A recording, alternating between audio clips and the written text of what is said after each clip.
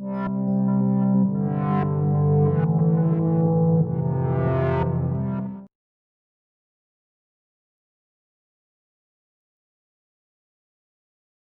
sua Bíblia comigo no livro de Salmos, no capítulo 39, verso 4. Livro de Salmos, capítulo 39, verso 4.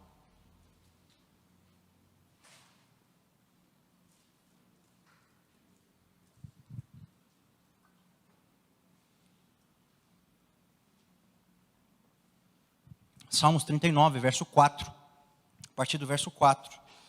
Vai dizer o seguinte: mostra-me, Senhor, o fim da minha vida e o número dos meus dias, para que eu saiba quão frágil sou.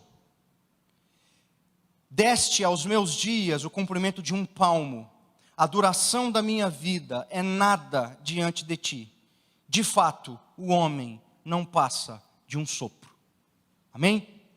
Senhor, em nome de Jesus, nós nos colocamos na sua presença e nós temos certeza, Senhor, da sua ação nas nossas vidas nesse lugar, da sua ação nas nossas vidas aqui, Senhor Jesus, dos irmãos que estão em casa. E nós pedimos agora que o seu Espírito Santo ministre nos nossos corações aquilo que deseja falar, que a sua palavra, Deus, venha, Deus, de encontro com o nosso coração e que ele seja boa terra para poder germinar e dar frutos para o seu reino e pela glória do seu nome, Jesus. É isso que nós pedimos, em nome de Jesus. Amém? Queridos, nesse salmo, o salmista está demonstrando a fragilidade humana diante da grandeza de Deus, diante da eternidade de Deus. Ele vai dizer: Senhor, me mostra o fim dos meus dias, qual que é o fim da minha vida, o número dos meus dias, para que eu veja a minha fragilidade, para que eu veja o quão pequeno eu sou. Então ele começa a fazer uma comparação da glória de Deus, do quanto Deus é grande, e o quanto o homem é frágil, e o quanto o homem é pequeno. E ele usa como argumento para fazer essa comparação o tempo. Ele vai dizer: olha, se o Senhor me revelar quanto tempo de vida eu ainda tenho, eu vou perceber o quanto eu sou frágil, o quanto eu sou pequeno. O Senhor mediu os meus dias com um palmo. Então, como com alguém que mede algo com um palmo, ou seja, o que a gente mede com um palmo? Pequeno, algo pequeno. O Senhor mediu a minha vida, a duração dos meus dias diante do Senhor, ela não é nada. Ela não é nada. E de fato, ele tá colocando uma certeza aí: o homem não passa de um sopro. A vida do homem é um sopro, nada mais que um sopro. E quando a gente vai analisar isso, é claro que a gente imagina: poxa, o quão pequeno nós somos, qual que é a relevância da nossa vida diante do tamanho e da grandeza de Deus. Só que eu quero exemplificar isso de forma melhor, para a gente olhar para essa fragilidade do homem diante da grandeza de Deus. Paulo vai dizer no livro de Romanos, no capítulo 1, nos versos 19 e 20, ele vai falar: olha, os atributos de Deus, o seu eterno poder e a sua divindade estão reveladas através das coisas que o Senhor criou. Então, quando a gente olha para a criação, quando a gente olha para aquilo que Deus criou, para aquilo que Deus fez, nós vamos ver toda a maravilha que Deus fez, e nisso nós vamos contemplar o poder de Deus, os atributos de Deus, a divindade de Deus.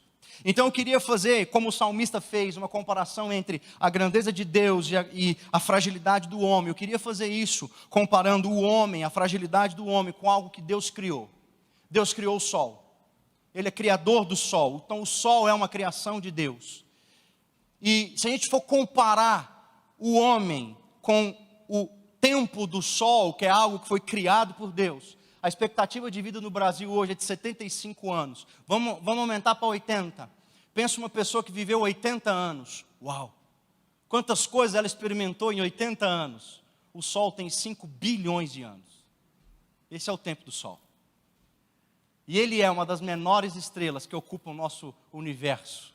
E é uma das mais jovens. Ele ainda tem 5 bilhões de vida, 5 bilhões de anos de vida pela frente. Então, quando a gente compara isso, olha a relevância de 80 anos frente a 5 bilhões. Se a gente pensasse em dinheiro, o que são 80 reais para quem tem 5 bilhões no banco? Nada. O que são 80 anos diante do Sol, que tem 5 bilhões de anos? Então, se a comparação entre o homem e o Sol já é tão discrepante, pensa a relevância de comparar a minha vida, a sua vida, o tempo da nossa vida, diante de Deus que é eterno, diante de Deus que é grande, poderoso, eterno, diante de Deus que quando tudo foi criado, Ele estava lá e deu ordem para que todas as coisas fossem feitas.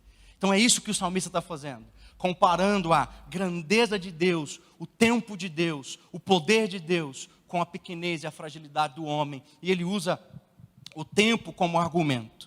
Outro salmo, se você for comigo aí para o Salmo 90, é um salmo famoso, escrito por Moisés. Vai comigo para o Salmo 90, a partir do verso 4. Moisés vai fazer a mesma coisa, ele vai falar da grandeza de Deus, dos atributos de Deus e do quanto Deus é grande em comparação à fragilidade do homem. E ele usa o mesmo recurso, ele usa o tempo como argumento para fazer a comparação dele. Então no verso 4 do Salmo 90, Moisés vai escrever e vai dizer: de fato, 1000 anos para ti são como o dia de ontem que passou, como as horas da noite. Como uma correnteza, tu arrastas os homens, são breves como o sono, são como a relva, que brota ao amanhecer, e que brota e floresce de manhã, mas à tarde murcha e seca. Então Moisés está usando a mesma coisa, Senhor, para o Senhor, 1000 anos são como o dia de ontem, são como a noite de ontem. O que ele está querendo dizer? Senhor, para o Senhor, 1000 anos não são nada. E para nós, o que são 1000 anos? Para o homem, o que é 1000 anos? Daqui 1000 anos, nem o pó dos nossos ossos existirá mais. E está dizendo, Senhor, para o Senhor, 1000 anos não são nada. Os homens são como uma correnteza, o Senhor os arrasta, eles são breves como o sono. O sono é algo breve, é algo singelo, é algo que qualquer coisa desperta alguém que dorme. Eles são como uma flor que de manhã brota e à noite murcha. E Moisés continua, e ele começa a falar da vida breve, da vida frágil. Vai ter aquele texto famoso, quando ele fala, olha, 70 anos é muito, e aí, quando alguém tem muito vigor, chega aos 80, e aí no Salmo 90 ainda, no verso 12, Moisés traz algo interessante. Ele fala assim, e esse texto também é muito famoso. Moisés vai dizer, ensina-nos a contar os nossos dias, para que o nosso coração alcance sabedoria. Como assim? Já que a vida é tão breve, tão pequena, já que o homem é um sopro, ele é tão frágil, Senhor, por favor, o Senhor na sua eternidade, no seu poder, nos ensine a contar, a mensurar, a analisar, a dar valor, a olhar os nossos dias, a dar valor ao tempo. E eu quero ressaltar o tempo, e eu quero que a gente converse hoje, eu quero conversar com você hoje, justamente sobre tempo. O tempo é algo muito importante para nós, em primeiro lugar, porque nós temos pouco tempo. A nossa vida é um sopro, a nossa vida é muito curta. E quando a gente é criança, adolescente, a gente não acredita nisso, quando os pais falam, olha, passa rápido, a vida passa rápido, as coisas passam rápido. Mas depois, quando você vai ficando mais velho, eu não sou tão velho, mas você vai ficando mais velho, você vai percebendo isso. Cara, olha só o quanto da minha vida já passou. O que eu fiz, você começa a ponderar, o que eu fiz, o que eu tenho para fazer, quanto tempo será que eu tenho? Então Moisés está olhando para Deus, dizendo, Deus, a nossa vida é um sopro, é muito pequeno, é muito frágil, Senhor, nos ensina, por favor, a contar os dias, a mensurar, a vivê-los de forma intensa, a vivê-los de forma sobrenatural, a dar valor a eles, a viver o tempo na plenitude. O tempo é importante para nós, e a gente sempre pensa sobre ele, porque nós não temos domínio sobre ele. A gente não pode voltar, não dá para voltar. E com certeza, não só eu, mas você também já pensou isso. Ah, se eu pudesse voltar lá. Aí você pensa atrás na sua vida, quando você tinha tantos anos. Ah, se eu pudesse voltar, porque aquele erro eu não teria cometido. Se eu tivesse lá a cabeça que eu tenho hoje, a gente não pode voltar. Não dá. Toda a nossa ansiedade, toda a nossa força não vai fazer também o ponteiro do relógio andar mais rápido. Não dá para a gente ir mais rápido só porque a gente quer. Nós temos que viver segundo por segundo do tempo. Então, se nós temos que viver segundo por segundo, não dá para retornar tudo que a gente tem, não consegue fazer o tempo passar mais depressa. A gente tem que aproveitar segundo por segundo e viver em plenitude cada segundo das nossas vidas. cada dia das nossas vidas, cada oportunidade que aparece, a gente precisa viver aquilo em intensidade, porque a nossa vida é um sopro, e por isso que o texto é tão profundo. Senhor, nos ensina a contar os nossos dias, porque vai chegar um dia que a cabeça vai ter força, mas o corpo não responde. Vai ter um dia que o corpo tem força, mas não há maturidade. A gente precisa viver o tempo, todo dia, cada minuto, cada segundo da nossa vida, com vigor, porque nós somos um sopro, passa muito rápido, e o nosso Deus é dono do tempo. O Senhor, Ele é dono do tempo, Ele é o dono das eras. Deus estava lá quando o universo foi criado. Ele não vive, Ele não está preso no nosso tempo. Uma vez eu escutei uma ilustração muito interessante. O tempo seria como se fosse uma linha que está assim diante de Deus. Deus é o espectador, fora da linha. E Ele consegue entrar em qualquer momento, Ele consegue olhar porque Ele está fora daquilo. Ele não está preso. Ele pode entrar e agir, Ele pode sair, Ele pode fazer o que Ele quiser. Deus não está preso no nosso tempo. Eu queria que a gente conversasse um pouco sobre isso. Amém? E o tempo, da mesma maneira como as palavras gregas que a gente conhece muito, ágape, filéu e eros, essas palavras elas definem a ideia do que é amor. E provavelmente você já escutou muito falar isso, o que é um amor ágape, o que é o amor perfeito, o que é o amor filéu, o que é o amor entre irmãos, né? O que é o amor eros, que é o amor entre homem e mulher. Então, da mesma forma como essas palavras definem o que é amor, duas palavras gregas também definem a ideia de tempo, que é cronos e kairos. Essas duas palavras gregas, elas definem a ideia do que é tempo. Cronos é o tempo chamado de contínuo. É aquele que define que ontem foi sábado, hoje é domingo, amanhã é segunda. É aquele que define os meses, que nós estamos em junho, que o próximo mês é julho. É o que define as estações, é o que define os anos. Esse é o cronos. Ele pode ser um tempo que é curto, um tempo que é longo demais ou pequeno demais. É o tempo do homem. E é um tempo contínuo. É esse tempo que eu disse que a gente não consegue voltar nele. Não dá para voltar. Não dá para olhar para trás, para os anos da nossa vida e voltar lá. A gente não consegue. E também, por mais que a gente queira, a gente não consegue avançar ou passar para frente e chegar lá no dia tão esperado que a gente quer. Nós temos que viver segundo por segundo do cronos. Ele é um tempo contínuo. Ele vai acontecendo e a gente tem que viver ele. Segundo por segundo. Amém? Esse é o cronos. O kairos é o chamado tempo de Deus. Mas a definição, uma definição dele é que ele é o tempo oportuno. É quando uma janela de oportunidade em algum momento se abre diante de você. É quando alguma coisa acontece, uma chave se vira, uma oportunidade aparece, algo novo acontece, que não é algo comum, não é algo que tem uma regularidade, que vai acontecer todo mês. Como a gente consegue aí definir as estações da lua, as fases da lua, a gente consegue com muita maestria hoje, a gente consegue saber que dia, que hora que vai começar a primavera, vai começar o verão, que dia, que hora vai passar um asteroide, a gente consegue com muita maestria determinar isso, porque essas coisas estão dentro do cronos, estão dentro do nosso tempo. Mas o kairos, ele é uma janela de oportunidade que se abre diante de nós.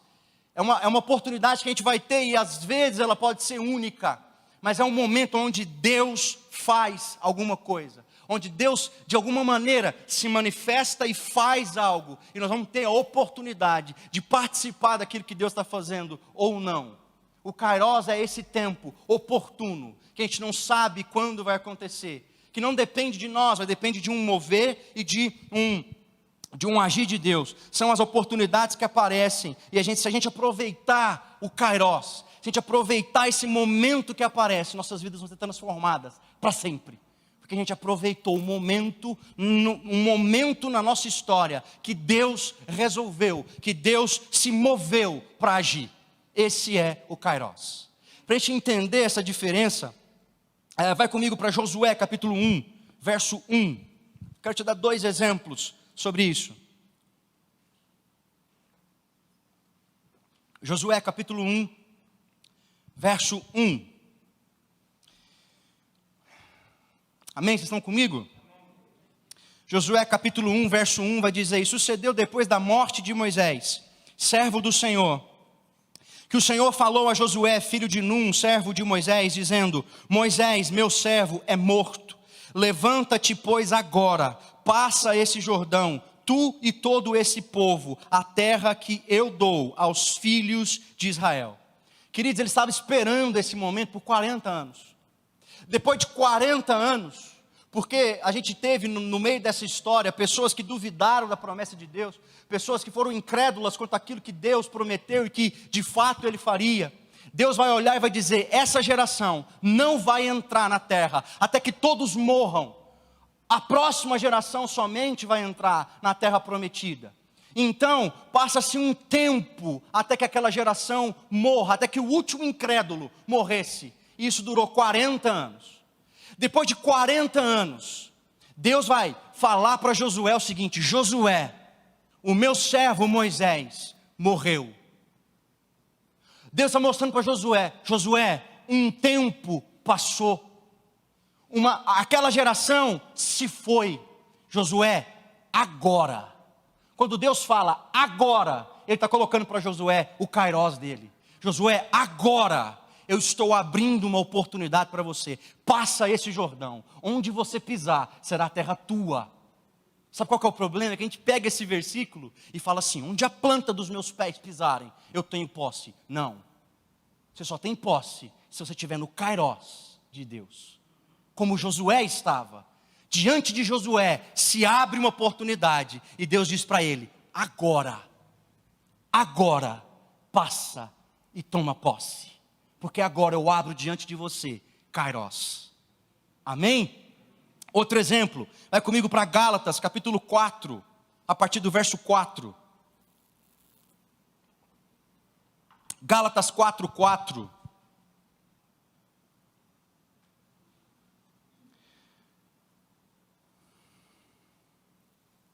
Gálatas capítulo 4, verso 4. Mas, quando chegou a plenitude do tempo, Deus enviou seu filho, nascido de mulher, nascido debaixo da lei, a fim de redimir os que estavam sob a lei, para que recebêssemos a adoção de filhos. Olha só que interessante que está dizendo. Quando chegou a plenitude do tempo. E aqui, quando Paulo escreve isso, ele está usando a palavra cronos. Isso é interessante. Paulo está escrevendo: quando chegou a plenitude do cronos, do tempo do homem, Deus enviou o seu filho para, nascido de mulher, debaixo da lei, morrer e nos tornar filhos dele. Foi isso que Deus fez. Só que o interessante é que Paulo está dizendo: na plenitude. Plenitude quer dizer tempo completo. Quando tudo que deveria acontecer já tinha acontecido, quando tudo estava pronto e preparado, então Deus enviou o seu filho para morrer por nós. Então Deus abriu uma janela de oportunidade e colocou Cristo na história, depois que tudo estava pronto, na plenitude do tempo. E a gente não tem tempo para fazer isso, mas é muito interessante, se você for analisar o período histórico antes de Jesus nascer, todas as peças vão se encaixando. Se você estudar a história da igreja, você vai perceber que todas as peças, todas as mudanças políticas, todas as mudanças culturais, as coisas vão acontecendo, de forma que tudo, quando Jesus nasceu, estava pronto, era um tempo perfeito para que ele nascesse. Então, depois que tudo estava pronto na terra, Deus abre uma janela de oportunidade, e então Ele faz um kairós surgir, e coloca o Filho dEle na terra para nós. A questão é que muito se fala sobre viver o kairós de Deus. Nós temos que viver o kairós de Deus, que é o tempo de Deus para nós. Você precisa viver o kairós de Deus, e provavelmente você já escutou pessoas dizendo, te incentivando e dando palavras para você sobre isso. Olha, experimente, você precisa experimentar o kairós de Deus, esperar o kairós de Deus acontecer. A gente fala sobre isso, a gente canta sobre isso, mas o que nós precisamos entender é que o kairós acontece na plenitude do cronos. Como assim? Deixa eu te explicar. O kairós só vai acontecer quando tiver tudo pronto. na plenitude do tempo do homem, na plenitude do Cronos. Eu não posso desejar um agir de Deus na minha vida. Eu não posso desejar que Deus abra uma janela de oportunidade na minha vida, para uma chave ser virada, para as coisas serem mudadas, se a minha vida não corresponde àquilo que Deus deseja. Eu não posso desejar que o Senhor faça algo por mim, abre uma janela, faça algo mirabolante na minha vida, poderoso na minha vida, se eu conduzo a minha vida por caminhos tortuosos, como se eu vou conduzir na minha vida da forma como eu desejo, da forma como eu acho certo, eu vou me relacionando com as coisas, da maneira como eu acho correto, eu vou colocando os padrões, eu vou decidindo, e eu estou desejando que vivendo desse jeito, um dia, Deus vai aparecer e vai colocar diante de mim uma oportunidade. Isso não vai acontecer. Deus vai colocar uma oportunidade quando tudo em mim estiver pronto. E se Ele coloca, essa oportunidade aparece, e eu estiver vivendo a vida do meu jeito, eu não vou reparar que aquela oportunidade apareceu. Mas se em cada decisão da minha vida, se em cada respirar, se em cada ação, se em cada dia triste, se em cada dia feliz, se em tudo da minha vida eu vou conduzindo ela numa jornada piedosa, em santidade, em amor ao Senhor, em entendimento e obediência à sua palavra, cumprindo, fazendo a minha parte, entendendo a graça de Deus sobre mim, porque nessa jornada eu vou falhar, você vai falhar, mas entendendo que a graça dele está lá para nos resgatar, para nos colocar de novo em pé, eu vou conduzindo a minha jornada na ação do Espírito sobre mim, me relacionando com o Espírito Santo, desejando conhecê-lo, desejando me mover nos dons do Espírito Santo, que estão sobre todos nós e disponíveis para todos nós. Se eu conduzo a minha jornada em amor ao Senhor, em devoção a Ele, um dia na minha jornada, uma janela vai se abrir. Uma oportunidade vai abrir e Deus vai dizer, passa, porque agora eu vou fazer o que você tanto deseja e tanto espera. Mas uma resposta a isso é que o Cronos tem que ser vivido em sua plenitude, dia após dia, noite após noite. Eu desejo o Senhor, em ser como o Senhor, em fazer como Jesus, em caminhar na palavra dEle, em obedecê-lo. O problema é que nós esperamos o Kairos, aquele momento que Deus vai entrar e vai agir na nossa vida, e a gente está vivendo a nossa vida nos nossos moldes, do nosso jeito, esperando que um dia o Senhor abra a oportunidade, abra a porta, abra a janela. E tem algo interessante em Lucas 19, caminha comigo para Lucas, capítulo 19, a partir do verso 41. Lucas capítulo 19, a partir do verso 41.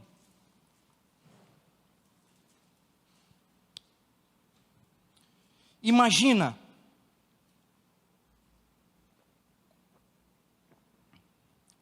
as pessoas no tempo de Jesus, os doutores da lei e o próprio povo que ia às sinagogas e que ouviam todos os sábados ali os ensinamentos.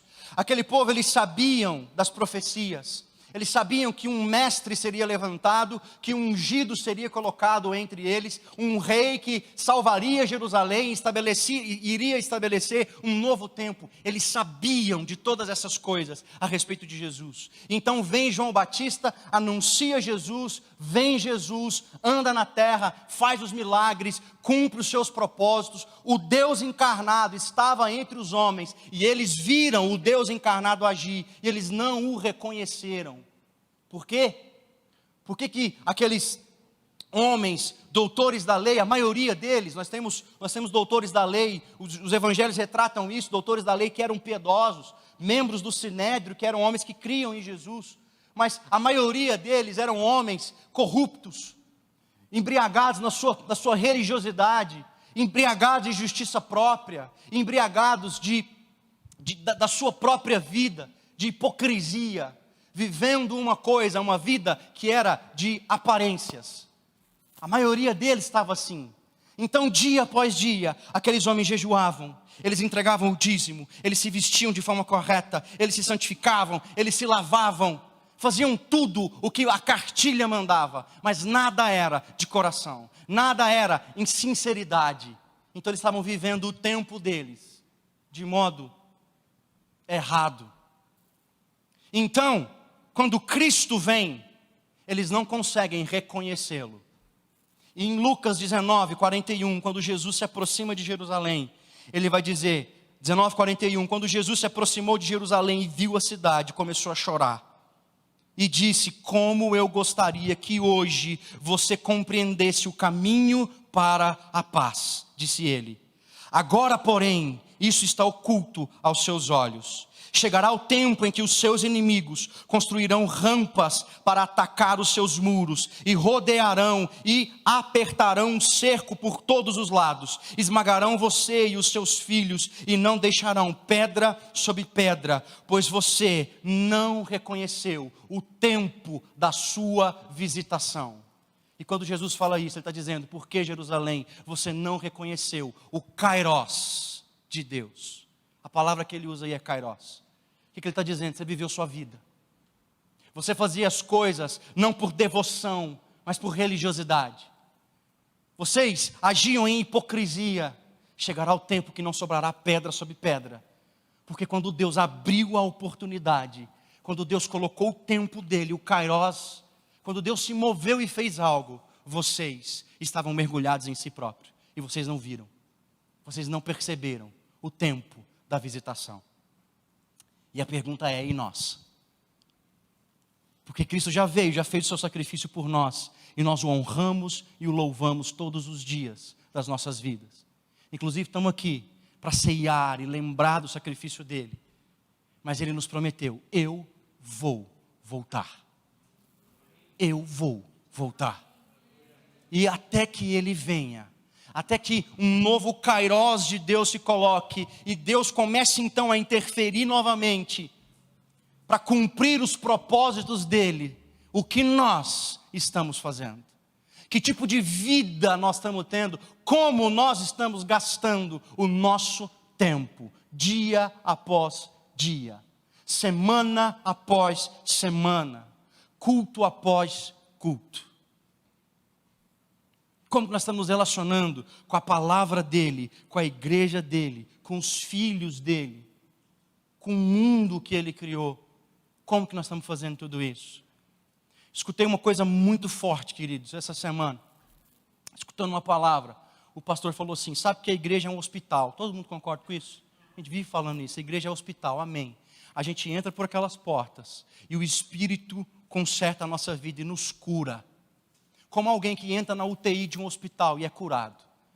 Aí ele falou assim, mas tem uma coisa que a gente tem que abrir os olhos e se atentar. Muitas pessoas que entram numa UTI, elas são curadas do problema que elas tinham, mas lá dentro, elas adquirem uma infecção hospitalar. Um problema que só tem lá dentro.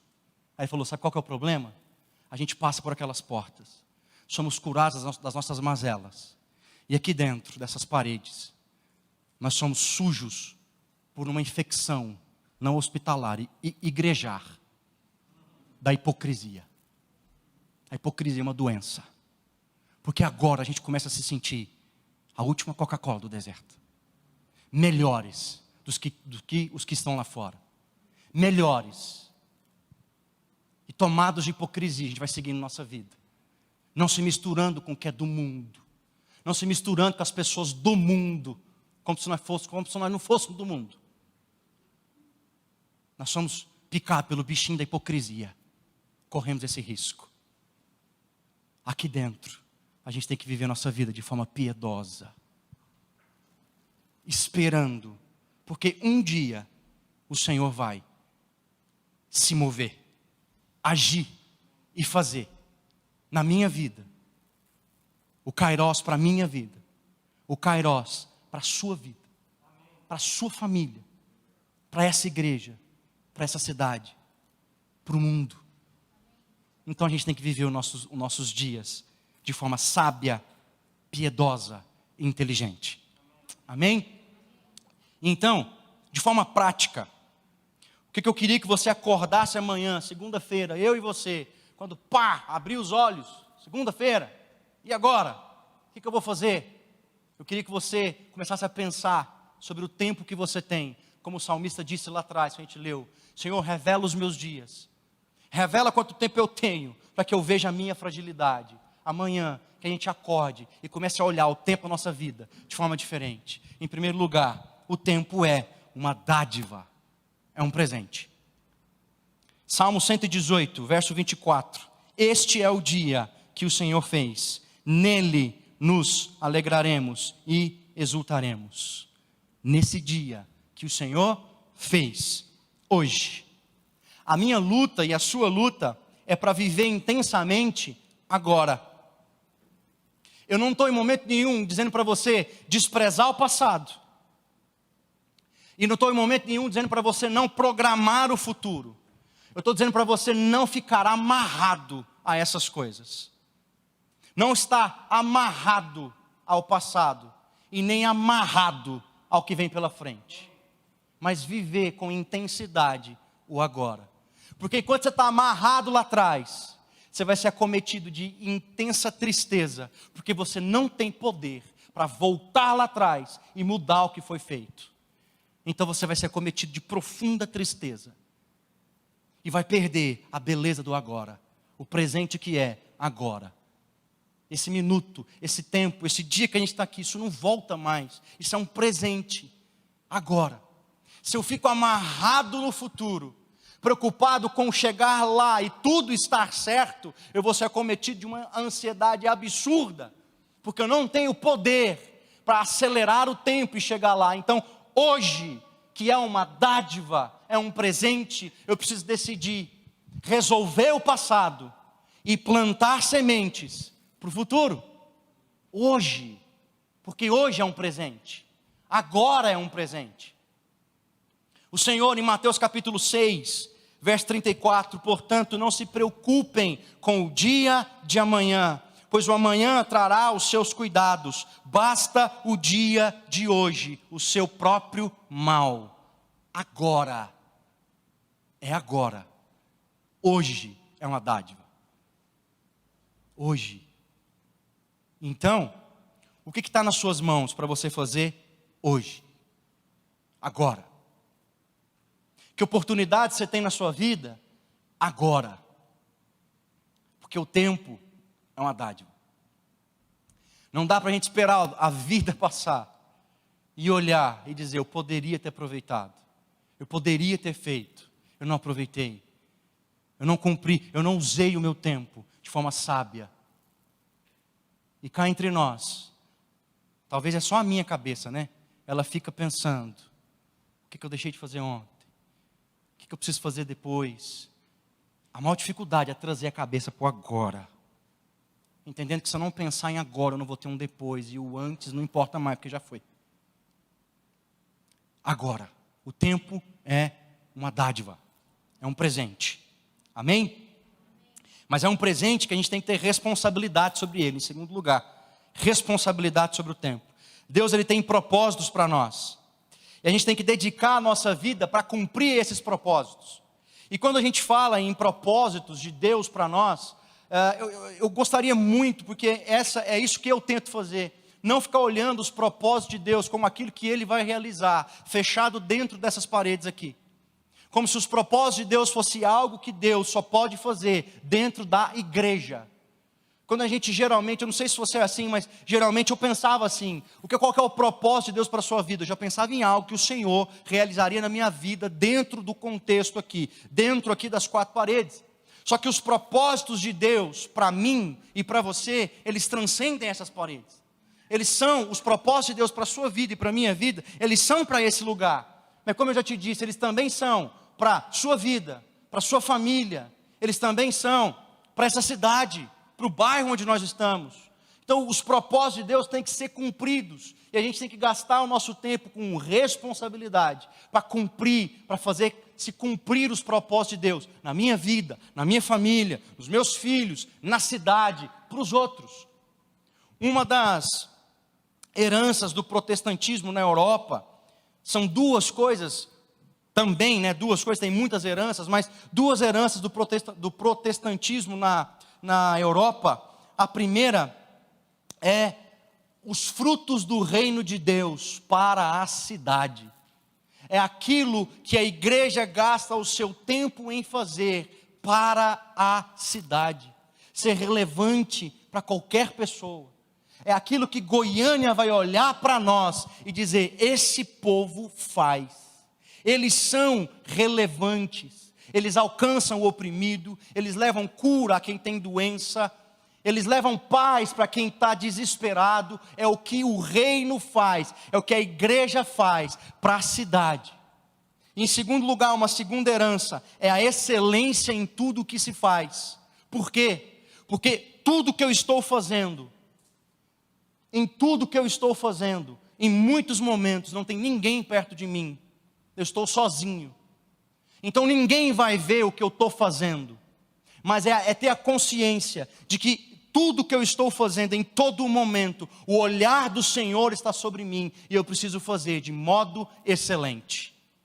Essa é outra herança. Tudo que eu ponho as mãos, eu preciso fazer de modo excelente, porque os homens não estão me olhando, mas o Senhor está com os olhos sobre mim, e Ele me deu uma dádiva do tempo, e eu preciso aproveitar esse tempo, fazendo coisas bem feitas, muito bem feitas.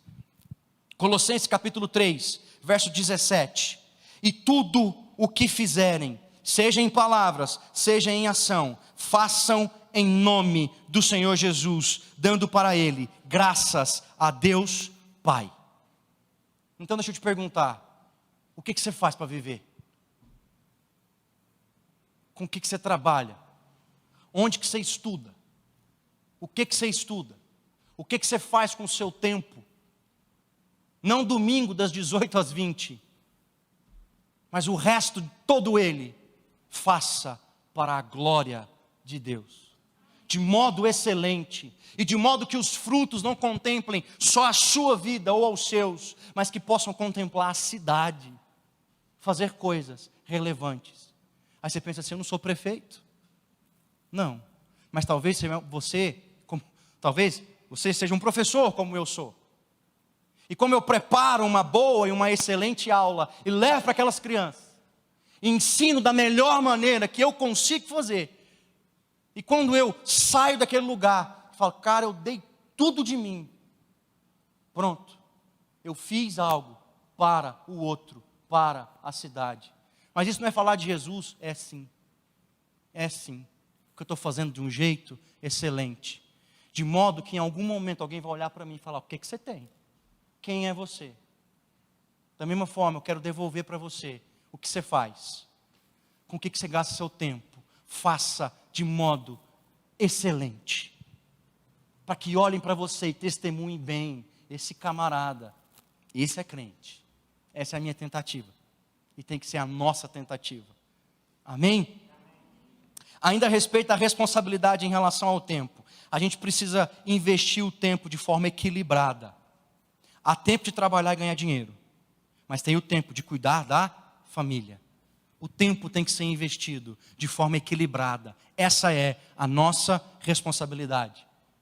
Nós temos que ter essa responsabilidade sobre o tempo que nós vivemos. A gente não pode começar a investir o tempo de forma desequilibrada, porque nós vamos ter problema.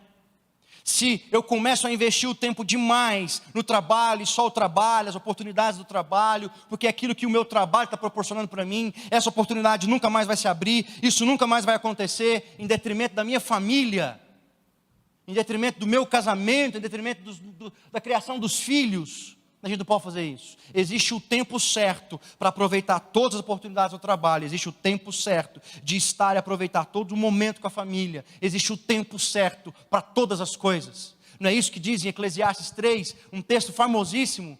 Existe um tempo determinado para todo o propósito debaixo dos céus. Todo o propósito, existe um tempo, um momento certo. As coisas têm que ser organizadas, colocadas no seu lugar, porque senão, se a gente for discrepante nisso, nós vamos gerar problemas.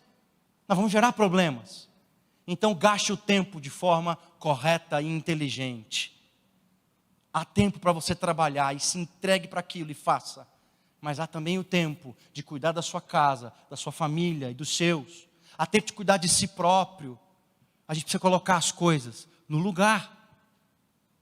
Já ouviu a história do empresário que começou do nada, do zero, e que criou um império de expressão internacional? Do nada ele começou. E anos depois ele tinha um império nas mãos, de expressão internacional. Mas ele era hipertenso, problema na coluna, cardíaco, estresse em altos níveis. Isso quer dizer alguma coisa. Que o tempo dele foi investido do jeito errado. Que diante daquela oportunidade ele olhava, meu Deus, olha que oportunidade para a minha empresa. E a família precisava, e o corpo dele precisava. E ele deixava essas coisas de lado, e investia o tempo errado. Ele teve sucesso naquilo que ele, sucesso, entre aspas, naquilo que ele investiu todo o tempo dele. Se a gente pode chamar isso de sucesso, realmente. Quem sabe ele não poderia ser um empresário que tinha uma boa empresa. Uma empresa de sucesso. Que talvez não tivesse uma referência internacional, que talvez não tivesse milhões e milhões de lucro anual, mas ele tinha uma boa saúde, ele tinha visto os filhos crescer, tinha um casamento saudável. O que mais importa? O que mais importa? Usar o tempo do jeito certo. Isso é nossa responsabilidade. 1 Tessalonicenses 5,18. Perdão, pulei aqui. Usar o tempo de forma correta. Terceiro lugar, pode abrir em 1 Tessalonicenses 5,18. Em terceiro lugar, todos os dias a gente tem que expressar gratidão. Todos os dias. Eu me policio para agradecer ao Senhor. Por tudo que eu tenho, por todo o tempo que eu tenho. Senhor, obrigado que eu acordei. Senhor, esse ar que enche os meus pulmões e não, esse ar não é meu. Obrigado, esse ar é seu. Obrigado, Jesus. Obrigado porque eu tenho saúde. Obrigado porque eu estou aqui. Obrigado, Jesus. Pelo meu trabalho. Obrigado pela minha família. Obrigado, Jesus. Como diz a canção, obrigado, Jesus, pelo sol da manhã, pela chuva que cai sobre a terra, pelo pão que alimenta, pelo irmão, pelas pessoas. Obrigado, Jesus. Gratidão. Em todo o tempo, a gente precisa expressar gratidão. 1 Tessalonicenses 5,18. Em tudo, deem graças, porque esta é a vontade de Deus para vocês, em Cristo Jesus. Agora, render graças quando as coisas estão bem é muito fácil. Mas nos tempos de dificuldade, render graças é mais complicado, é mais difícil. Ou acontece só comigo? Quando a coisa aperta, render graças ao Senhor se torna um pouco mais difícil e penoso do que render graças ao Senhor quando está tudo uma maravilha, quando está tudo bem. Mas olha comigo o Salmo 92, a partir do verso 1. Salmo 92, a partir do verso 1. Bom é render graças ao Senhor e cantar louvores ao teu nome, ó Altíssimo. Verso 2. Anunciar de manhã a tua misericórdia e durante as noites a tua fidelidade. De manhã, quando brilha o sol, quando tudo está claro, feliz, uau! Eu dou graças pela misericórdia dele. Mas à noite, quando a coisa está nublada, escura e difícil, eu dou graças pela fidelidade dele na minha vida. Em todo o tempo eu dou graças. Esse é o meu exercício e tem que ser o nosso exercício. Porque de manhã, quando brilha o sol, aleluia. Mas às vezes quando as coisas se tornam mais nubladas, a gente começa a murmurar e a praguejar contra o nosso Senhor. E ainda sobre isso, sobre a gratidão, em quarto lugar, a gente precisa começar a enxergar a mão do Senhor sobre nós. Mateus 28:20, eis que eu estou com vocês todos os dias, até o fim dos séculos. Então a mão do Senhor está sobre nós todo o tempo. Todo o tempo. Então quando tudo estava bem na sua vida, e se na sua vida estiver tudo bem, aleluia, glória a Deus por isso, o Senhor está com você. Mas se agora você está passando por momentos de dificuldade e nublados, e o clima já não está tão legal, as coisas estão obscuras, o Senhor continua com você. A questão é a nossa perspectiva. É a nossa perspectiva. Porque às vezes a gente pensa assim, ih, fechou o tempo, quer dizer que Deus foi embora. Não, Ele está conosco. E talvez esses tempos de dificuldade sejam parte do processo que eu tenho que passar e que você tem que passar. Amém? Eu me lembro uma vez de ouvir, há um tempo atrás, a palavra do pastor Djalma Toledo. E ele falou o seguinte, que ele ficou doente. E me marcou muito o que ele disse. Ele falou, olha, eu fiquei muito doente e à medida que no início eu não estava tendo a percepção da grandeza da coisa, mas depois eu me vi numa cama de UTI. E então eu tive medo da morte. Eu comecei a ficar com medo. Né? Como normal, eu também teria medo. Acho que qualquer um numa cama de UTI, sem muita informação a respeito de si próprio, começaria a ficar com medo. E ele disse, o medo é o contrário da fé. Ele tem o poder contrário ao da fé.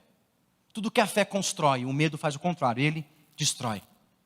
E ele disse uma outra coisa muito interessante, ele falou, o medo tem cheiro. O inferno fareja medo. E quando sente medo, ele vem e coloca mais medo, para que você se destrua no seu medo. E ele continua dizendo, e ele falou, eu estava lá na cama da UTI, com muito medo. Era um tempo de dificuldade na minha vida. E eu comecei a perguntar a Deus, por quê? Por quê?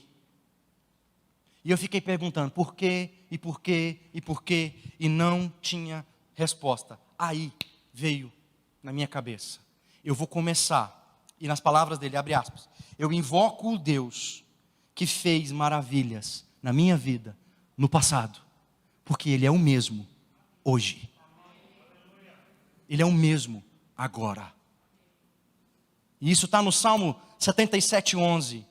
Salmo 77, verso 11. Recordarei os feitos do Senhor, certamente me lembrarei das maravilhas da antiguidade.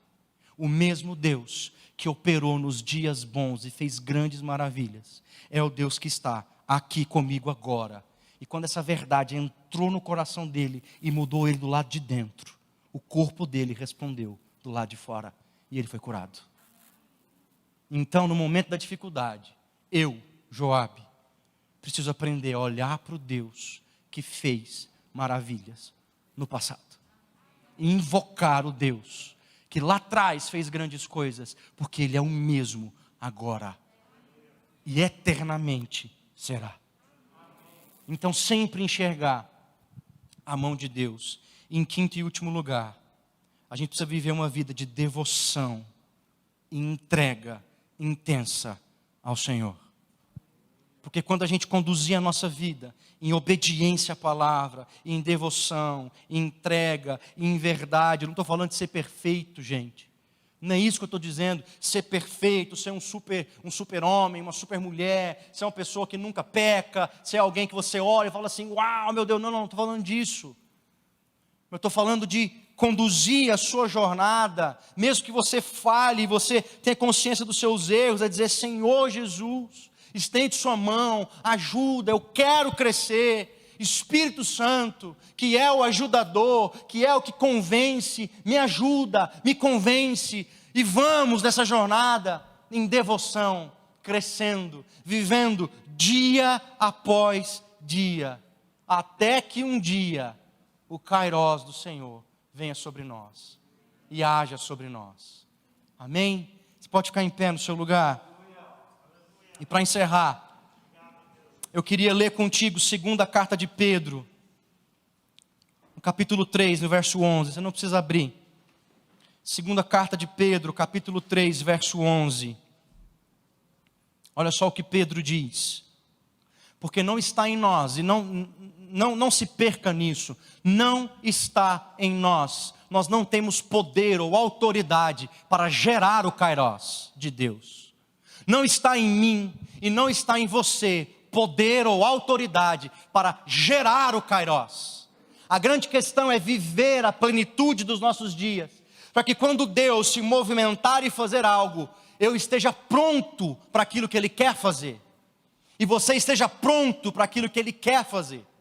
Olha o que Pedro fala, 2 Pedro capítulo 3, verso 11, uma vez que tudo será desfeito, vocês devem ser pessoas que vivem de maneira santa e piedosa. Por quê? esperando e apressando a vinda do dia de Deus. Olha só, que dia que Deus vem, irmãos? Eu não sei. Isso faz parte do kairós dele. É quando ele quiser. Mas Pedro está dizendo: vivam de forma piedosa e santa, esperando e quem sabe apressando. Porque é o momento que Deus vai olhar e vai enxergar. Eles estão prontos, eu também estou, então eu abro uma janela e faço o que eu tenho para fazer, vivendo uma vida santa e piedosa, esperando e apressando a vinda do dia de Deus. Por causa desse dia, os céus incendiados serão desfeitos e os elementos se derreterão pelo calor. Nós, porém, segundo a promessa de Deus, esperamos novos céus e nova terra. É por isso que nós vivemos, é por isso que nós estamos aqui. E Paulo em Atos capítulo 17 vai dizer: é por Ele, é por isso que nós vivemos, existimos e nos movemos todos os dias. Eu quero que você fique com isso na sua cabeça. Todos os dias, dele e por ele, cada minuto, cada ação, cada atitude tomada, cada palavra professada, dele e por ele, até que ele venha, até que ele faça. A gente vive uma vida piedosa, sendo exemplo para os de fora, sendo exemplo para o mundo caído, sendo exemplo uns para os outros, amando uns aos outros. Isso é evangelho. Isso é evangelho. Bênçãos são parte, riquezas fazem parte, mas isso é o evangelho. Viver uma vida piedosa e santa, até que Cristo rasgue os céus e venha, e nós vamos estar prontos para Ele. Isso é o evangelho. Então glorifica o nome do seu Deus e diga a Ele: Deus, que eu viva os meus dias, ó Senhor, dentro da minha fragilidade, porque a minha vida é um sopro, Deus, é um sopro, mas o resto do tempo que eu tenho, eu quero dedicar ao Senhor Jesus. Então me ajuda, nos perdoa, Senhor, por pensarmos que temos todo o tempo do mundo, por pensarmos que podemos fazer aquilo que queremos e que bem entendemos, por tentar viver os nossos planos, os nossos sonhos, as nossas demandas, as nossas vontades. Senhor, nos perdoa e coloca em nós um coração sábio, que vive todo o tempo, todo dia, toda hora, 24 horas por dia, sedentos de fome pelo Senhor e pela sua vontade, e pelo seu reino e pelo seu poder. Que haja isso em nós, e em memória do que o Senhor fez, e com a certa esperança do que o Senhor fará, nós vamos ceiar agora, com alegria no nosso coração, gratos ao Senhor, gratos ao Senhor. Aleluia.